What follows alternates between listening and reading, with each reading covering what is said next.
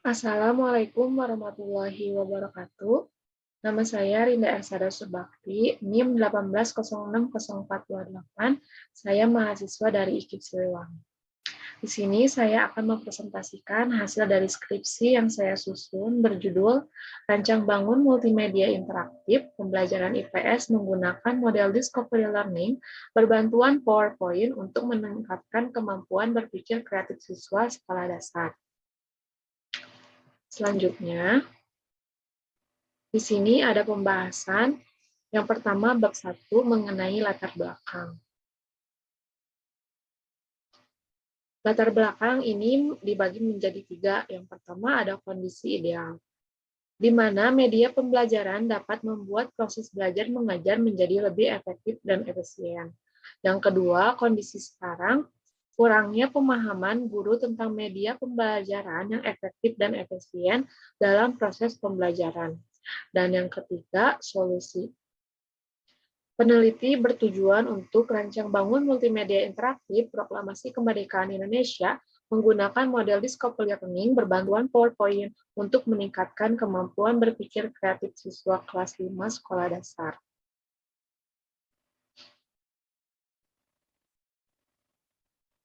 Selanjutnya ada rumusan masalah. Nah, rumusan masalah di sini ada 4. Yang pertama, bagaimana proses pengembangan multimedia interaktif Proklamasi Kemerdekaan Indonesia dengan menggunakan Discovery Learning berbantuan PowerPoint. Yang kedua, bagaimana kelayakan siswa terhadap pembelajaran dengan menggunakan multimedia interaktif berbantuan PowerPoint untuk pembelajaran IPS. Dan yang ketiga, bagaimana respon siswa terhadap multimedia interaktif Proklamasi Kemerdekaan Indonesia dengan menggunakan model Discovery Learning berbantuan PowerPoint.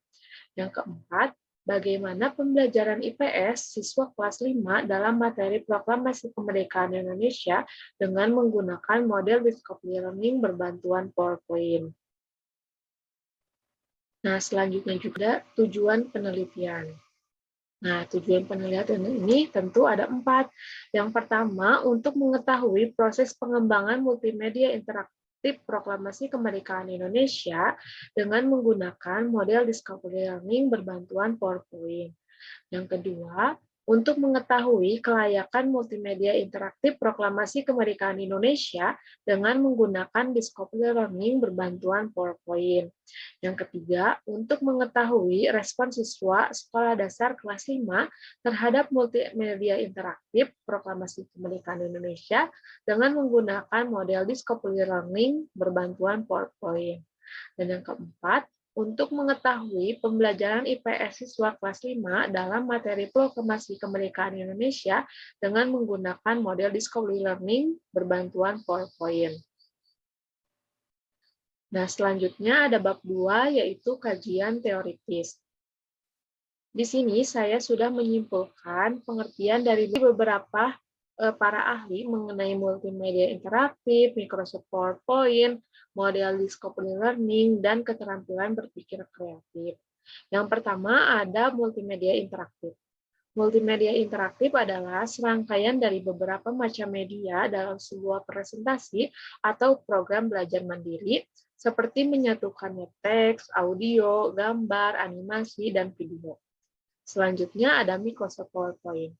Salah satu alternatif mengatasi masalah yang cocok yaitu dengan media pembelajaran berbantuan Microsoft PowerPoint akan membantu dalam menggabungkan semua unsur media seperti teks, gambar, audio, bahkan video dan animasi sehingga menjadi sebuah media pembelajaran yang menarik. Selanjutnya, ada Discovery Learning. Discovery Learning adalah metode belajar yang menuntut guru lebih kreatif menciptakan situasi yang membuat peserta didik belajar aktif dan menemukan pengetahuannya sendiri. Yang terakhir ada keterampilan berpikir kreatif. Keterampilan berpikir kreatif adalah kemampuan melahirkan ide atau gagasan baru atau gagasan kreatif mengenai sesuatu hal. Berpikir kreatif juga memiliki pengaruh positif terhadap prestasi belajar. Selanjutnya, bab 3 yaitu mengenai metode penelitian. Nah, penelitian dan pengembangan atau research and development ini dikembangkan dengan menggunakan model pengembangan Borg and Gold, yaitu pada tahun 1983 yang memaparkan 10 langkah dalam penelitian dan pengembangannya. Antara lain, yang pertama ada research and information collecting, atau penelitian dan pengumpulan informasi. Tahap pertama dalam langkah ini antara lain studi literatur yang berkaitan dengan permasalahan yang dikaji, persiapan merumuskan kerangka kerja penelitian dan pengumpulan informasi terkait masalah-masalah yang ada di lokasi. Pengumpulan data yang dilakukan pertama kali adalah dengan melakukan observasi di SDN Setiawarga. Observasi dilakukan pertama kali untuk mengamati masalah-masalah pada saat proses pembelajaran berlangsung, terutama dalam pembelajaran IPS dengan materi Proklamasi Kemerdekaan Indonesia. Yang kedua ada planning atau perencanaan. Nah, setelah melakukan pengumpulan informasi, tahap selanjutnya adalah merumuskan dan mengumpulkan data serta berbagai informasi yang dapat digunakan sebagai bahan untuk perencanaan produk PowerPoint interaktif yang diharapkan dapat mengatasi masalah yang terjadi di lapangan. Nah, yang ketiga ada develop preliminary from a product, atau pada tahap pengembangan awal produk. Nah, pada tahap ini, menyusun kerangka media PowerPoint, pengembangan bentuk awal produk guna memberikan gambaran rancangan produk yang akan dibuat. Gambaran awal produk yaitu terdiri dari desain, sampel produk yang didesain menggunakan fitur PowerPoint dan mengaitkan dengan gambar-gambar mengenai Proklamasi Kemerdekaan Indonesia. Tentu juga ada isi dalam produk tersebut berupa judul, materi proklamasi, video Proklamasi Kemerdekaan Indonesia, dan soal evaluasi. Dalam pengembangan ini ada 2 orang ahli yang akan menilai produk, yaitu ada ahli materi dan ahli media. Pada tahap ini juga 2 ahli tersebut akan memvalidasi produk PowerPoint interaktif untuk memberikan masukan dan saran agar produk yang dibuat dapat diperbaiki dan melakukan penyempurnaan produk. Nah, yang keempat ada preliminary field testing atau uji coba awal lapangan atau uji coba terbatas. Nah, tahap ini uji coba terbatas yang dilakukan di SDN Setiawarga, siswa kelas 5A yang sudah mempelajari Proklamasi Kemerdekaan Indonesia dengan tujuan siswa bisa memberikan informasi atau saran perbaikan terhadap produk sebagai bahan revisi dengan jumlah siswa 8 orang. Yang kelima ada main product revision, nah atau revisi produk. Setelah dilakukannya uji coba terbatas dan mendapatkan masukan atau saran dari siswa, nah langkah selanjutnya yaitu memperbaiki kelemahan dari desain produk sesuai dengan saran perbaikan. Dalam bidang pendidikan, desain produk dapat langsung diuji coba setelah divalidasi dan direvisi. Selanjutnya ada main field testing, yaitu uji coba lapangan atau uji coba kepraktisan. Nah, selanjutnya uji kepraktisan ini dilakukan di SDN Setiawarga sebagai subjek penelitian agar siswa dapat melakukan penilaian terhadap produk PowerPoint interaktif ini dengan tujuan untuk melihat kelayakan dan kepraktisan dari produk tersebut. Siswa yang dibutuhkan dalam uji coba terbatas ini berjumlah 8 orang. Nah, yang ketujuh ada operational product revision atau revisi produk. Nah, revisi produk dilakukan untuk melihat masukan dan saran dari angket respon siswa setelah melakukan penyempurnaan produk pada tahap ini akan lanjut pada tahap uji coba luas. Nah, yang ke-8, operational field testing, yaitu uji coba lapangan operasional atau uji coba luas. Nah, pada tahap ini, uji coba luas yang dilakukan di SDN Setiawarga siswa kelas 5B yang sudah mempelajari materi Proklamasi Kemerdekaan Indonesia dengan tujuan siswa bisa memberikan informasi atau saran perbaikan terhadap produk sebagai penyempurnaan dengan jumlah siswa 43 orang. Nah, selanjutnya ada final product revision. atau revisi produk akhir. Nah, setelah dilakukan uji coba luas, ternyata tidak ada revisi. Selanjutnya yang terakhir ada dissemination and implementation, yaitu penyebaran dan implementasi. Diseminasi dilakukan dalam rangka mengenalkan produk terhadap masyarakat agar dapat digunakan sesuai tujuan pengembangan produk. Tahap diseminasi tidak dilakukan dalam penelitian ini. Penelitian ini dikembangkan hanya sampai tahap revisi produk akhir, karena media hanya dikembangkan dan hanya melalui tahap pengujian di SDN setiap warga. Sehingga untuk diimplementasikan di sekolah lain perlu adanya uji coba lagi sesuai dengan keadaan sekolah tersebut. Nah, selanjutnya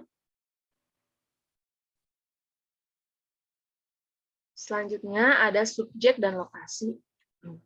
Nah, subjeknya ini ada siswa kelas 5A, yaitu pada uji coba terbatas, dan siswa kelas 5B pada uji luas di SDN Setia Warga. Lokasinya di Jalan Kolmasturi, Cimenteng, Torobosan, RT 1 RW 12, Kelurahan Cipagaran, Kecamatan Cimahi Utara, Kota Cimahi, kode pos 40511.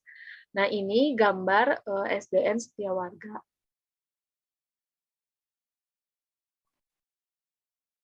Selanjutnya ada instrumen pengumpulan data.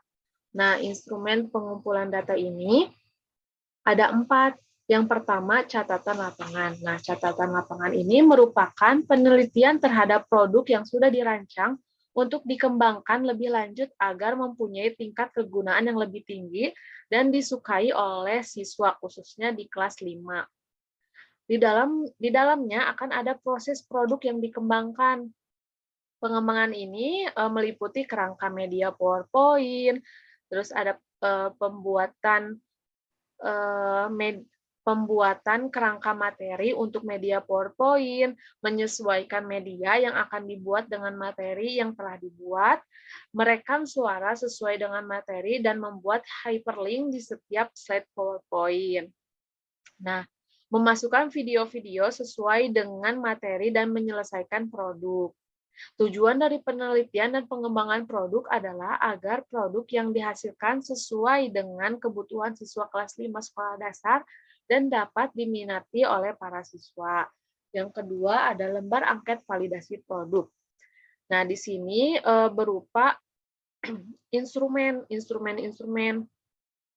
yang digunakan untuk mendapatkan data mengenai pendapatan ahli atau validator untuk produk PowerPoint interaktif yang disusun pada rencana awal. Instrumen ini akan menjadi pedoman dalam merevisi produk PowerPoint yang disusun. Lembar validasi terdiri dari 2 lembar validasi ahli, yaitu dari ahli materi dan ahli media. Dan yang ketiga ada angket respon siswa. Nah, angket respon siswa ini berupa lembar kepraktisan yang bertujuan untuk mengamati pengaruh dari proses pembelajaran menggunakan PowerPoint interaktif, dan siswa memberikan penilaian terhadap produk yang digunakan. Lembar kepraktisan berupa angket yang akan diberikan kepada siswa sebagai pengguna produk untuk mengetahui kepraktisan dari pengembangan PowerPoint interaktif yang telah valid. Selanjutnya ada lembar tes. Nah, lembar tes ini diberikan pada kegiatan uji coba produk terbatas dan uji coba produk luas. Lembar tes ini diberikan pada saat pre-tes dan post-tes. Nah, pre-tes merupakan tes yang dilakukan untuk mengukur kemampuan awal siswa sebelum mengikuti kegiatan pembelajaran post-tes. Nah, kalau post-tes tersebut merupakan tes yang dilakukan setelah siswa mengikuti pembelajaran dengan menggunakan multimedia interaktif berbantuan PowerPoint. Nah, pada lembar tes ini, peneliti menyajikan 10 soal pilihan ganda dan 10 soal esai yang sesuai dengan indikator kemampuan berpikir kreatif siswa. Nah, selanjutnya ada teknis analisis data. Nah, teknis analisis data ini dibagi menjadi 2, yaitu ada data kualitatif dan ada data kuantitatif. Sedangkan yang termasuk data kualitatif yaitu ada catatan lapangan. Nah, catatan lapangan ini ada 3 langkah. Yang pertama ada reduksi data. Pada tahap ini penelitian melakukan analisis dan reduksi data yang diperoleh dari lapangan, yaitu dari data hasil wawancara dan hasil observasi, berkenaan dengan media PowerPoint interaktif serta memfokuskan pada hal-hal yang penting. Dicari tema dan polanya agar data yang telah direduksi memberikan gambaran yang lebih jelas dan mempermudah peneliti untuk melakukan pengumpulan data. Nah, pada tahap ini ditemukan pola-pola pengembangan perangkat pembelajaran dan pola penerapan pembelajarannya. Langkah yang kedua ada penyajian data, yaitu setelah data direduksi, maka data disajikan dalam uraian singkat dan dalam bentuk tabel yang dijelaskan bersifat deskriptif. Hal ini dapat memahami apa yang terjadi di lapangan dan untuk merencanakan kegiatan selanjutnya. Yang ketiga ada penyimpulan data. Nah, penyimpulan data ini dapat ditinjau dari data yang diuji kebenarannya atau kecocokannya yang merupakan validitasnya. Penyimpulan data ini tidak hanya terjadi pada waktu proses pengumpulan datanya saja, akan tetapi perlu diverifikasi agar benar-benar dapat dipertanggungjawabkan. Nah, selanjutnya ada data kuantitatif. Yang pertama ada analisis kelayakan produk. Analisis kelayakan produk ini diambil dari penilaian kelayakan produk media PowerPoint interaktif oleh tim ahli media dan materi. Untuk tim ahli media yaitu oleh Bapak Deden Herdiana Altaftazani MPD dan ahli materi Bapak Faridillah Fahminur Furqon MPD. Nah, selanjutnya ada analisis kepraktisan. Bertujuan untuk menghitung data dari penelitian siswa terhadap media PowerPoint interaktif yang digunakan.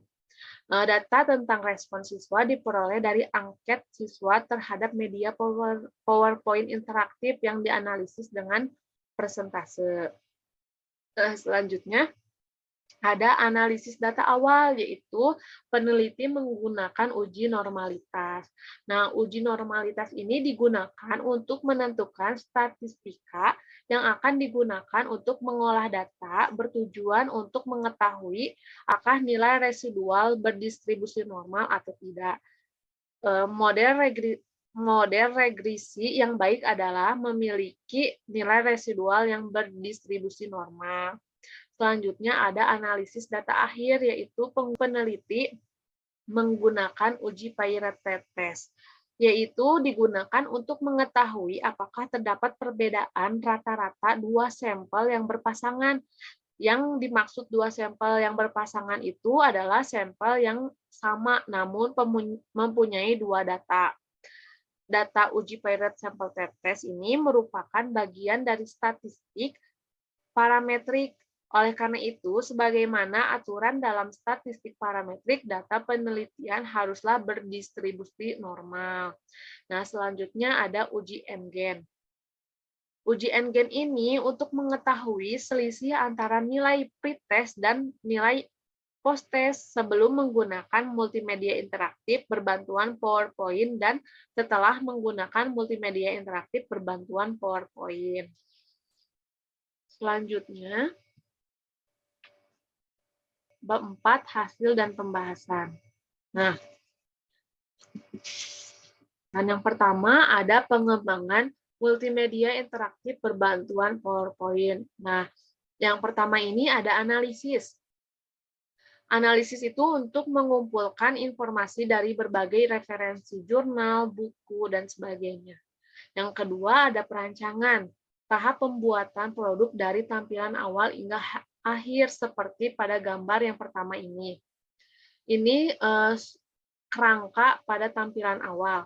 Nah, nanti di dalam produk itu ada kerangka dari tampilan awal hingga tampilan akhir.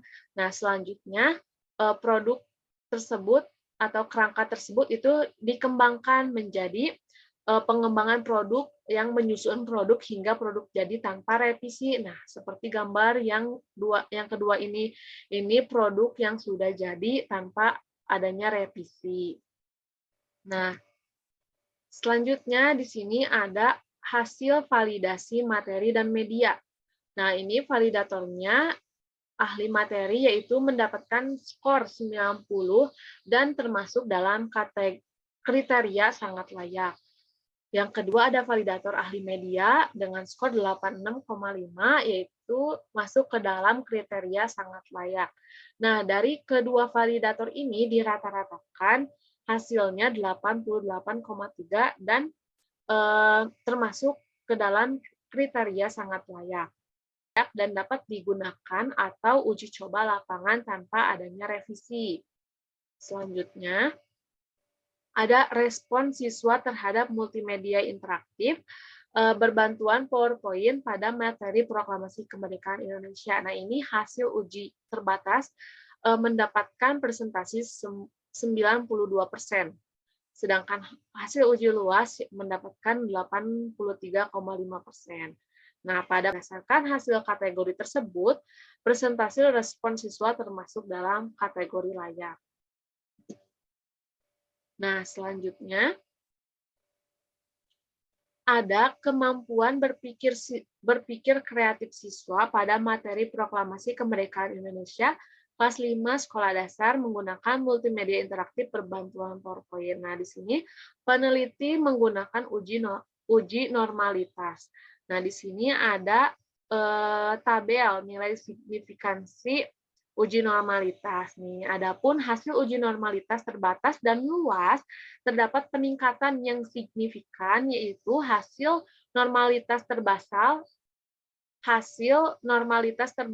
nilai signifikansinya 0,537 dan memiliki nilai residual berdistribusi normal karena lebih dari 0,5.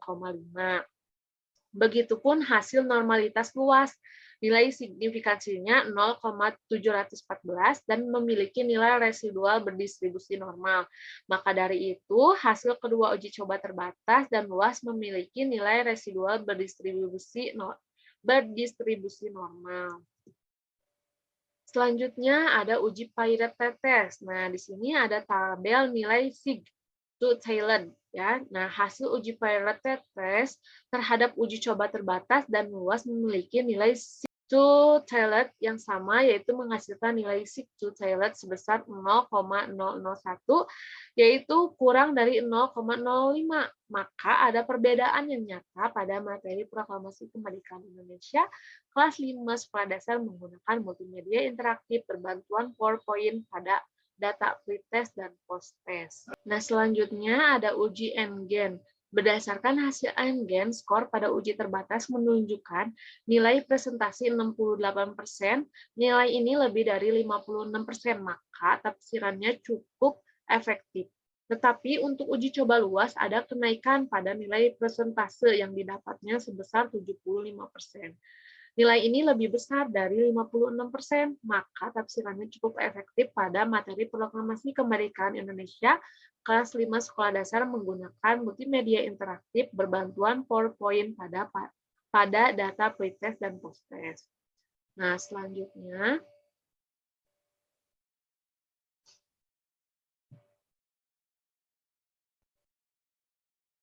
kita masuk ke bab 5 kesimpulan. Kesimpulannya dari keseluruhan yaitu proses pengembangan multimedia interaktif berbantuan PowerPoint sangat layak digunakan untuk uji coba lapangan tanpa adanya revisi. Hasil validasi materi dan media dengan perolehan skor rata-rata 8,3 termasuk ke dalam kategori layak dan dapat digunakan atau uji coba lapangan tanpa adanya revisi. Dan yang ketiga, respon siswa terhadap multimedia interaktif berbantuan PowerPoint pada materi Proklamasi Kemerdekaan Indonesia dengan hasil uji coba terbatas mendapatkan presentase 92% dan uji coba luas mendapatkan 83,5%. Hal tersebut termasuk ke kategori layak. Yang terakhir, kemampuan berpikir kreatif siswa pada materi Proklamasi Kemerdekaan Indonesia kelas 5 sekolah dasar Menggunakan uji coba normalitas dengan hasil nilai residual berdistribusi normal, uji coba pilot test, ada perbedaan yang nyata pada materi proklamasi kemerdekaan Indonesia dari hasil pretest dan post-test. Dan yang terakhir, uji NGEN, yaitu termasuk ke dalam kategori cukup efektif dalam materi proklamasi kemerdekaan Indonesia. Selanjutnya ada saran. Nah, saran bagi peneliti dan pengembangan selanjutnya yaitu untuk dapat mengembangkan multimedia interaktif berbantuan PowerPoint sesuai dengan perkembangan ICT atau Information and Communication Technology, serta sesuaikan dengan materi pelajaran lainnya. Bagi guru untuk dapat memanfaatkan dan menggunakan multimedia interaktif berbantuan PowerPoint pada saat pembelajaran sebagai sumber belajar yang mampu mengasah dan kemampuan berpikir kreatif anak, serta media PowerPoint harus memiliki peran menarik perhatian agar siswa mudah dimengerti oleh anak dan tidak membosankan pada saat proses pembelajaran. Bagi siswa kelas 5 sekolah dasar, yaitu disarankan untuk memanfaatkan dan menggunakan multimedia interaktif berbantuan PowerPoint sebagai sumber belajar di rumah ataupun di sekolah agar siswa lebih terampil dalam memahami pelajaran. Sekian presentasi dari saya. Mohon maaf apabila ada kesalahan, dan terima kasih yang sudah menonton. Wassalamualaikum warahmatullahi wabarakatuh.